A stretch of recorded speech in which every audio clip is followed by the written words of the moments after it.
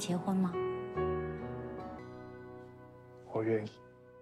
Akhirnya Kisil dan Haoyu pun membuat buku akta nikah dan langsung memperlihatkannya pada sang kakek. Tentu saja kakek Haoyu merasa sangat senang dan bahagia dan ia sudah tidak merasa sakit lagi. Kisil juga memperlihatkan jika ia memang ingin hidup bersama Haoyu. Kemudian di kamar rumah sakit, Haoyu, Chen, Kisil dan Suan sudah berkumpul bersama. Chen sangat senang karena mengetahui jika Haoyu dan Kisil akan segera menikah dan ia akan segera memiliki seorang ibu dan seorang adik perempuan. Saat itu Haoyu juga memberikan pengertian pada Suan jika mereka akan menjadi keluarga dan Haoyu akan menyayanginya serta menjaga mereka semua. 一定会很幸福的。 Keesokan harinya Kisil dan Suan sudah pindah ke rumah Haoyu. Kisil sempat tidak menyangka jika semua itu akan terjadi padanya. Begitu juga dengan Suan yang sangat terpukau dengan kamarnya yang begitu indah. Suan pun langsung berterima kasih pada Haoyu. Saat itu Suan berpikir jika mereka semua akan menikah maka tempat tidur itu tidak akan cukup. Akhirnya Chen membantu menjelaskan jika mereka hanya akan hidup bersama, ayah dan ibunya lah yang akan tidur bersama. Di saat yang bersamaan kakek Haoyu mengajak mereka berdua melihat kamar pengantin yang sudah disiapkan. Betapa terkejutnya mereka saat melihat dekorasi yang disiapkan oleh kakek Haoyu.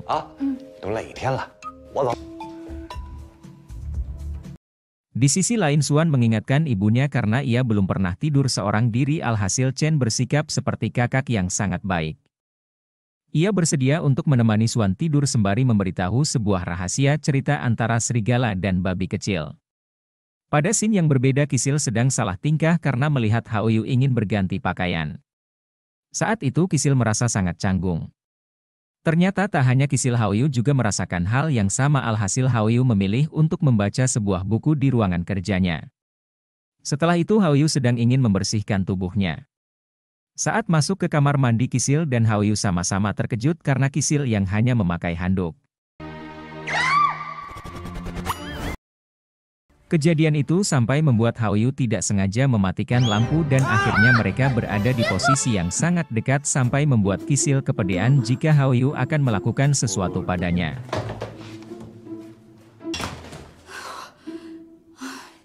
Setelah itu mereka pun masih merasa canggung sampai akhirnya membuat mereka salah tingkah.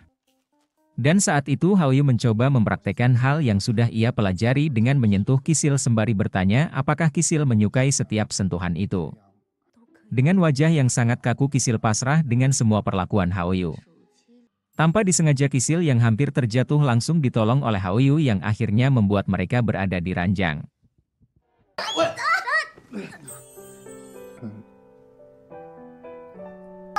Saat itu Kisil kesakitan karena Haoyu menindih rambutnya dan Kisil juga tidak sengaja menendang bagian rawan milik Haoyu alhasil mereka berdua pun saling mengeluarkan suara yang membuat kakek Haoyu mengira jika mereka sudah melakukan malam pertama.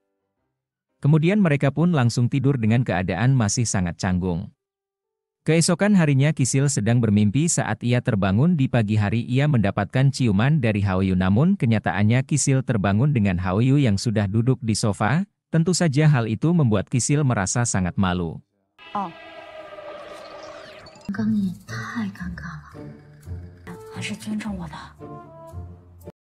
Setelah itu mereka sarapan bersama dan memperlihatkan keromantisan mereka berdua di hadapan kakek serta anak-anaknya.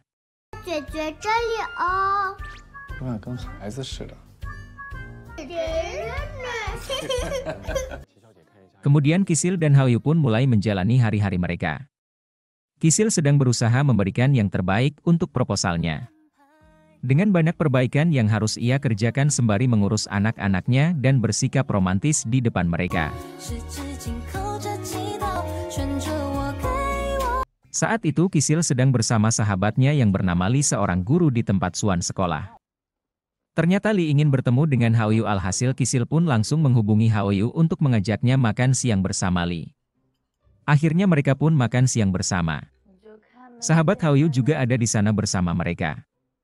Saat itu Li bertanya pada Haoyu apa yang sebenarnya membuat ia mau menikahi Kisil. Dan dengan sangat romantisnya Haoyu memberikan jawaban yang sampai membuat Kisil merasa tersentuh.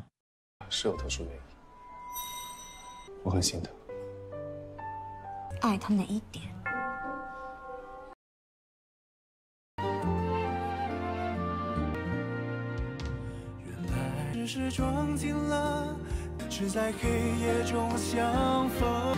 日升又月落，这一分钟的心愿守护着，朝着你的迷宫，你还在我相逢。这分钟。